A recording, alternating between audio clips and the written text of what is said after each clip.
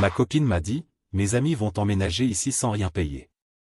Toi, tu peux dormir sur le canapé. J'ai répondu, d'accord. Ensuite, j'ai changé toutes les serrures et j'ai emballé ses affaires pendant qu'elle était au brunch. 24 heures plus tard, elle et ses copines bombardaient mon téléphone d'appels et de messages. 2 ans de relation. Et soudain, sans prévenir, j'étais rétrogradé de petite amie à invité qui dort sur le canapé. Je l'ai laissé sortir faire la fête. Et puis, en silence, j'ai commencé à préparer ce qui serait son dernier jour dans cette maison. Sa réaction? Ce n'était que le début du chaos. Moi, homme de 28 ans, je crois bien que je viens de faire exploser une relation de 2 ans avec un seul mot, et un trousseau de clés. La première chose que vous devez savoir, la maison est à moi. Je l'ai héritée de mes grands-parents il y a quelques années. Ce n'est pas un manoir, mais c'est une jolie maison de 3 chambres, sans hypothèque.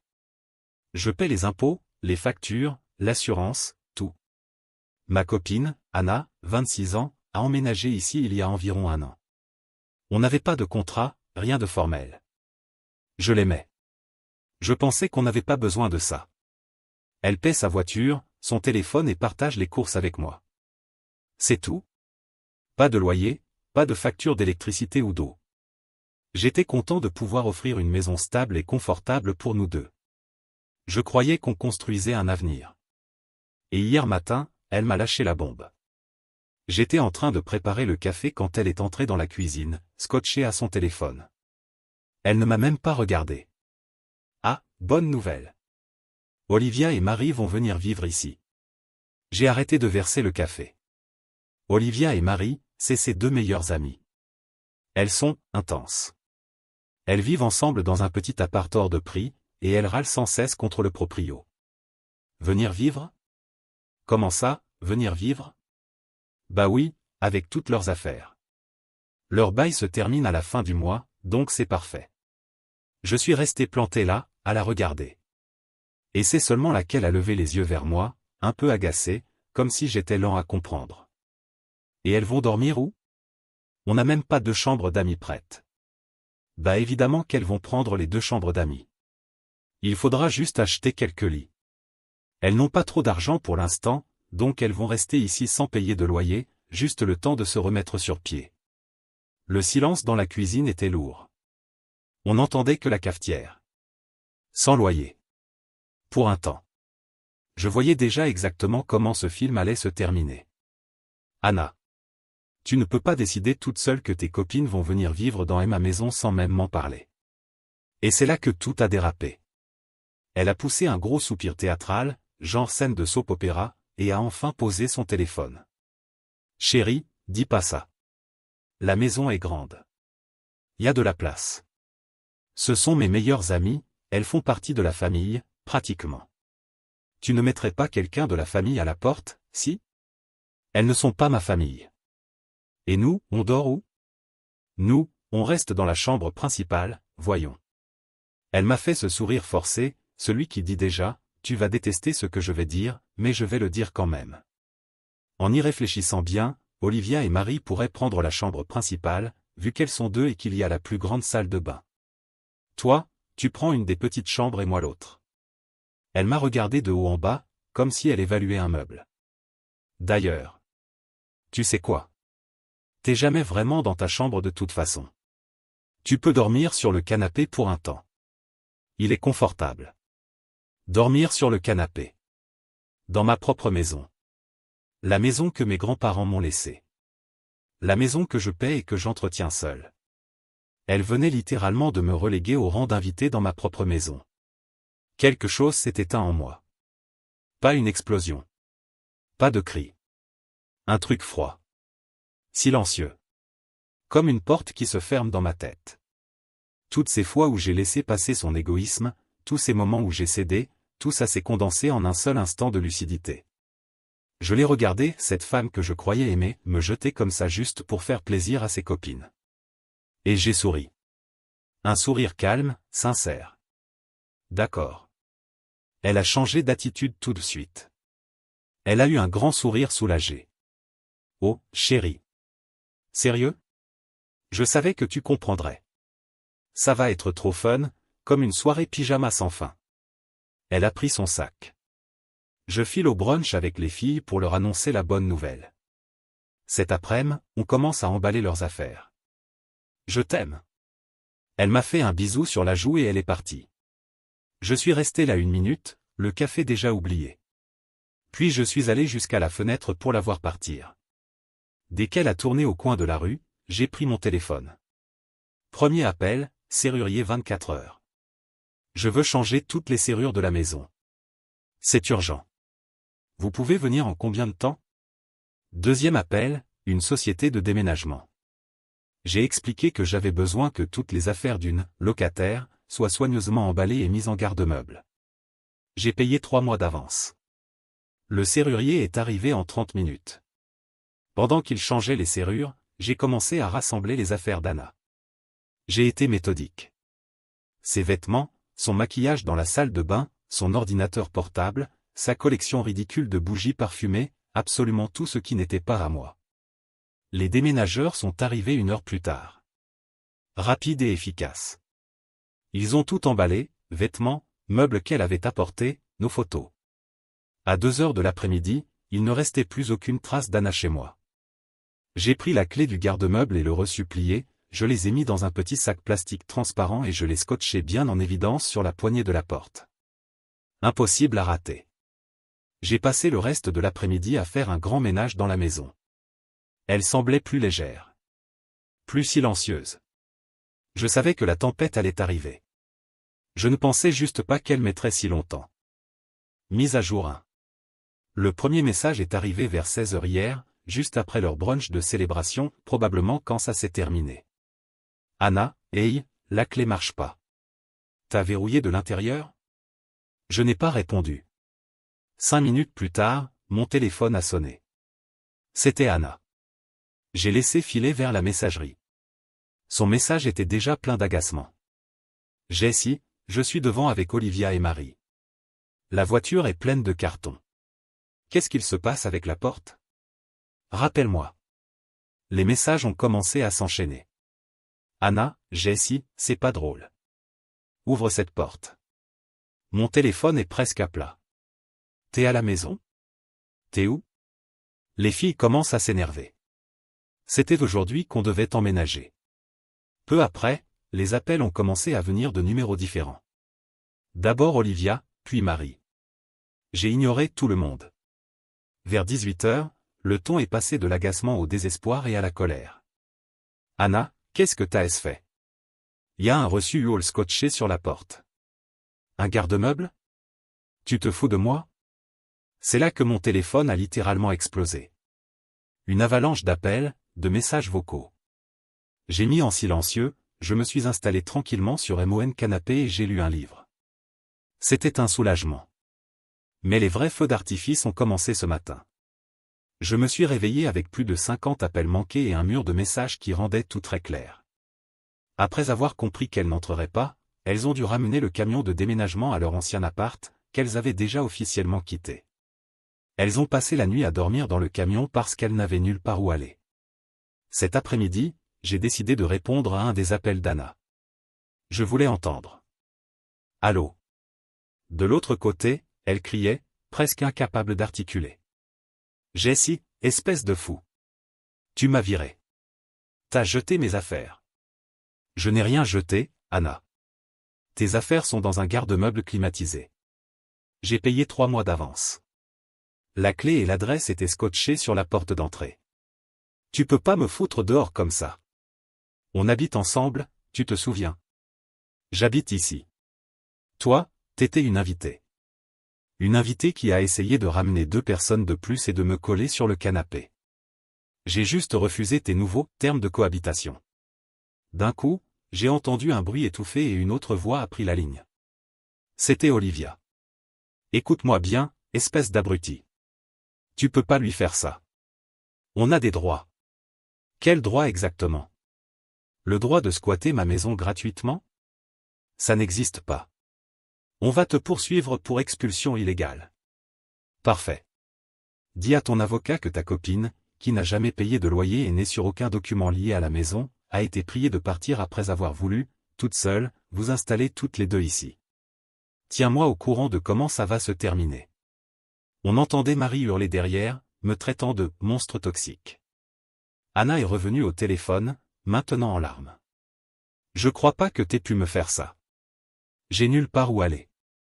Mes amis non plus. Tu nous laisses à la rue. Ça a l'air d'un problème que vous trois devez résoudre ensemble. Hier matin, vous étiez super confiante dans vos décisions de groupe. Je suis sûr que vous allez trouver une solution. Mais je t'aime. Non? Tu aimais ce que je t'offrais.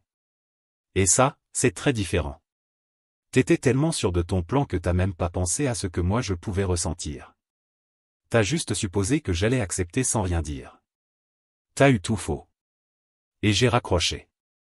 Elles essaient de rallier du soutien. Quelques amis communs m'ont écrit pour savoir ce qu'il s'est passé.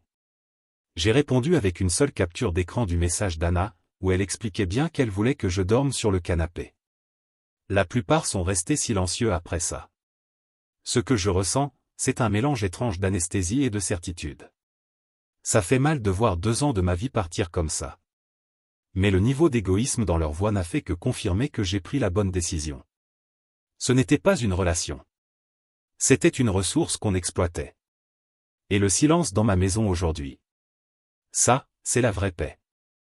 Mise à jour 2. Cette semaine a été mouvementée. Leur sentiment de supériorité n'a pas seulement frappé à ma porte, il a carrément essayé de la défoncer, au sens propre comme au figuré. Il y a 3 jours, je travaillais à la maison quand la sonnette a retenti. Je suis allé vérifier la caméra. C'était Anna, avec Olivia et Marie. Anna avait les yeux rouges, comme si elle s'était entraînée pour ce moment. Olivia et Marie, derrière, immobiles, avec leur air de videur de boîte de nuit. J'ai répondu par l'interphone. Je peux vous aider? Jessie, s'il te plaît. On peut parler face à face? Je veux juste récupérer mes affaires. Tes affaires sont dans le garde-meuble, Anna. Je t'ai donné la clé. Il manque des choses. Le médaillon de ma grand-mère. Tu l'as volé. Ah, le grand classique, m'accuser de vol. Je lui ai répondu calmement que je n'avais jamais touché à ses bijoux. J'avais même demandé au déménageur de faire super attention à sa coiffeuse où elle gardait son écrin. Je suis certain que tout a été emballé et listé correctement, et je le lui ai dit. Les déménageurs sont des pros. Ils cataloguent tout. Je suis sûr que tout y est. Ouvre cette porte et laisse-la vérifier, espèce de lâche. Je n'ouvrirai pas la porte. Cette maison est à moi, et vous n'y êtes plus les bienvenus. C'est là que Marie a tenté de forcer la poignée, secouant la porte violemment. Ouvre cette foutue porte, Jessie. Sinon, on appelle la police et on dira que tu retiens ses affaires en otage. J'ai soupiré. Allez-y. Je serais ravi d'expliquer la situation. Elles ont dû comprendre qu'elles n'avaient aucune chance de gagner ça, parce qu'elles sont reparties. Mais pas avant que Marie ne donne un coup de pied dans ma porte, laissant une marque. Petit, mesquin, et typique d'elle. La visite de courtoisie, et la campagne de diffamation. Le lendemain, 2 policiers se sont pointés chez moi. Mon cœur a battu un peu plus vite, mais je suis resté calme. Ils m'ont dit qu'ils avaient reçu un appel d'une amie inquiète, prétendant que j'étais émotionnellement instable et peut-être à risque après une rupture compliquée. Je les ai invités à entrer. Je leur ai tout expliqué tranquillement, j'ai montré les messages de Anna, y compris celui où elle dit clairement que je devais dormir sur le canapé. J'ai aussi montré la marque sur la porte, résultat de l'attaque de Marie, et même les images de ma sonnette montrant les 3 en train de me hurler dessus. Les flics ont été pros, mais on voyait qu'ils en avaient ras-le-bol de ces histoires ridicules. L'un d'eux a même soupiré. Donc? Elle a voulu installer ses copines chez vous sans votre accord, vous avez changé les serrures, et maintenant elle dit que vous êtes instable? Compris. Ils se sont excusés de m'avoir dérangé, et sont repartis. La tentative d'utiliser la police pour m'intimider a été un échec total. Mais elles ne se sont pas arrêtées là. La vraie crasse a migré sur Internet. Olivia et Marie, qui se croient expertes en réseaux sociaux, ont lancé une grosse campagne de diffamation. Un festival de sous-entendus venimeux et de manipulation passive-agressive. Des publications ont commencé à apparaître sur Instagram et Facebook. Des trucs du genre. Olivia. C'est répugnant quand un homme qui semblait bien montre son vrai visage. Un loup déguisé en agneau. Mettre une femme à la rue sans raison. Le machisme toxique, ce n'est pas du divertissement. Avec un selfie d'elle et de Anna, l'air triste. Marie. Voir le cœur de ma meilleure amie brisé par un narcissique manipulateur. Il la retient en otage, il ne la laisse même pas récupérer ses affaires les plus sentimentales. Priez pour elle. Avec une photo de Anna, une larme unique sur la joue. Elles ont été malignes, elles n'ont jamais mentionné mon nom. Mais notre cercle d'amis est petit. Tout le monde a compris qui était le « monstre » dans l'histoire. Anna, bien sûr, jouait la victime tragique dans les commentaires. Elle écrivait des trucs comme « Je voulais juste comprendre ce que j'ai fait pour mériter ça. Il était tout pour moi. Et ça? Ça m'a vraiment touché. » Pas les cris. Pas la visite de la police. Mais cette manipulation publique calculée. Ces mensonges. Elles essayaient de détruire ma réputation. C'est à ce moment-là que la tristesse s'est envolée pour de bon. Et qu'à la place, quelque chose de froid s'est installé. Ferme. J'en ai eu marre de me défendre. Si elles voulaient jouer sale, très bien. Mais je n'allais pas me rabaisser à leur niveau. J'allais utiliser la machine qu'elles avaient créée, contre elles. J'ai passé une nuit à faire mes recherches. Anna travaille dans le marketing pour une boîte tech de taille moyenne, super, progressiste, qui se vante de ses valeurs éthiques et de son image publique. Son profil LinkedIn est rempli de jolis mots, intégrité, authenticité, bâtir la confiance. Olivia est graphiste freelance, toujours à poster sur le personal branding. Marie est une aspirante influenceuse, qui tague toutes les marques possibles à chaque post, en espérant un partenariat. Elles pensent que le net est leur arme. Elles oublient que tout ce qu'elles postent est public. Et tout ce qu'elles m'ont envoyé, c'est une preuve. Ma vengeance ne sera pas bruyante. Ni remplie de colère. Elle sera silencieuse, professionnelle et dévastatrice. Une conséquence servie bien froide.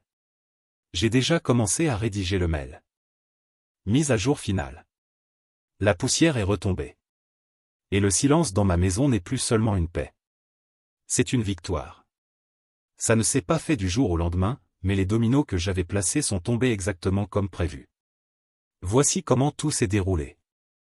Après une semaine de cette croisade sans fin sur les réseaux sociaux, j'ai finalisé mon plan. Il ne s'agissait pas de crier ou de me battre. Il s'agissait de présenter des faits incontestables à ceux qui avaient vraiment besoin de les voir. C'était une attaque sur 3 fronts. Premier front, Anna. J'ai monté un dossier numérique. Dedans, j'ai mis des captures d'écran des messages où Anna décrivait son plan de faire venir ses amis vivre ici et de me reléguer sur le canapé. Des copies haute résolution de toutes les publications et commentaires diffamatoires d'elle, d'Olivia et de Marie, y compris qui a liké et commenté, pour montrer l'ampleur. Une copie du rapport de police concernant la fausse dénonciation pour « bien-être émotionnel », officiellement classée sans suite. La vidéo de ma caméra de sonnette, montrant leur confrontation et Marie en train de donner un coup de pied dans ma porte. J'ai rédigé un mail très poli, extrêmement professionnel. Adressé au directeur des ressources humaines de l'entreprise de Anna, j'ai trouvé son nom facilement sur LinkedIn. Objet, une question d'intégrité professionnelle concernant votre employé, Anna. Monsieur. Je me permets de vous écrire au sujet d'une situation impliquant l'une de vos employées du service marketing, Anna. Je sais que les affaires personnelles ne concernent normalement pas le milieu professionnel. Cependant, Mademoiselle Anna et ses associés ont récemment lancé une campagne coordonnée en ligne pour me diffamer publiquement. Je crois que ces actes démontrent un manque de jugement et d'intégrité, des qualités qui vont à l'encontre des valeurs que votre entreprise promeut. Pour être clair, notre relation s'est terminée après qu'Anna m'a annoncé, unilatéralement, qu'elle ferait emménager 2 amis chez moi sans rien payer et que je devrais dormir sur le canapé. Quand j'ai refusé cette imposition, j'ai changé les serrures et placé ses affaires dans un garde-meuble que j'ai moi-même réglé. Elle et ses amis ont alors lancé une campagne de harcèlement. En pièces jointes, vous trouverez toutes les preuves, capture des messages, fausses accusations de maltraitance et de vol, et la plainte infondée déposée à la police. Cette campagne publique, visible de tous, contredit directement l'image de confiance et d'authenticité qu'Anna, en tant que professionnelle du marketing, est censée incarner. Je ne demande aucune action de votre part. Je considère seulement qu'il est de mon devoir éthique de vous informer du comportement public de quelqu'un qui représente le nom de votre société. J'ai signé, joint le dossier en zip et envoyé. Deuxième et troisième front, Olivia et Marie. Ça m'a demandé un peu plus de recherche. J'ai retrouvé l'agence immobilière responsable de leur ancien immeuble grâce à des registres publics. Olivia, génie qu'elle est, avait tagué l'immeuble sur d'anciens posts Instagram. J'ai envoyé un mail similaire, avec quelques adaptations, à l'administration de l'immeuble, incluant la vidéo de Marie donnant un coup de pied dans ma porte et les captures d'écran où elle se vantait de leur tentative d'invasion. Je l'ai présenté comme un avertissement sur d'anciennes locataires qu'ils envisageraient peut-être de reloger un jour. Avec Marie, l'influenceuse en devenir, ça a été encore plus simple. Elle avait tagué des dizaines de marques et entreprises dans ses posts de diffamation. J'en ai sélectionné 5 des plus pertinentes. Une boutique locale, une marque de café, une boîte de cosmétiques, entre autres. J'ai envoyé à chacune le même dossier de preuves, avec une petite note. Pour information, voici la personne qui utilise le nom de votre marque sur les réseaux. Les conséquences n'ont pas été immédiates. C'était un effet domino, lent. Environ 3 semaines plus tard, un ami commun m'a dit qu'Anna avait été mise à pied. L'entreprise avait ouvert une enquête interne. Un mois plus tard, la nouvelle est tombée. Elle avait été officiellement licenciée. Le motif ? Violation du code de conduite et mauvaise utilisation des réseaux sociaux.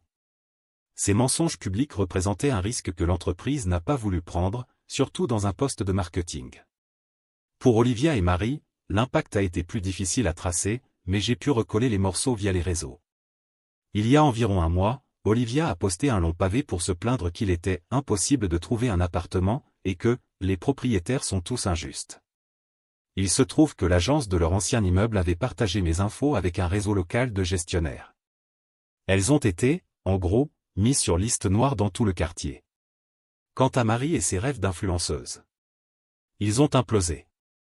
Les marques que j'avais contactées ne se sont pas contentées de la bloquer. L'une d'elles, la boutique, a même publié un post public disant qu'elle ne travaillait qu'avec des créateurs qui incarnent la positivité et l'honnêteté. Une pique plus que claire. Après ça, Marie a verrouillé tous ses comptes. Anna a encore essayé un dernier contact. Un long mail confus, venant d'une nouvelle adresse. Un mélange d'accusations, « Tu as ruiné ma vie », de supplications, « Je n'ai plus rien, s'il te plaît, parlons-en ». Et d'une tentative pathétique d'excuse. Je sais que j'ai fait une erreur, mais je ne méritais pas ça. Je n'ai pas répondu. Je l'ai juste transféré dans le dossier que j'appelle désormais les archives d'Anna, et j'ai archivé. Quelques mois ont passé. J'ai vendu ce canapé. J'en ai acheté un autre, bien mieux. J'ai redécoré les 2 chambres en trop. L'une est devenue une salle de sport. L'autre, une vraie chambre d'amis pour des gens que je veux vraiment chez moi. Ma vie est redevenue uniquement la mienne. Je ne peux pas dire que je suis heureux, au sens euphorique du terme. Mais je me sens en paix. Parfaitement en paix. Elles ont fait leur choix. Elles ont été claires sur leurs intentions. Elles se sont exposées toutes seules, poste après poste. Moi, je n'ai fait que tenir le miroir. Et maintenant, elles font face aux conséquences naturelles de leur propre arrogance. Et moi ? J'ai récupéré ma maison. Et ça, pour moi, c'est une justice amplement suffisante. Commentaire Monsieur Reddit. Au final, quand on sème l'arrogance, on récolte les conséquences. Et rien ne vaut la paix de retrouver sa maison et sa dignité. Et vous, vous auriez eu le courage de faire pareil ?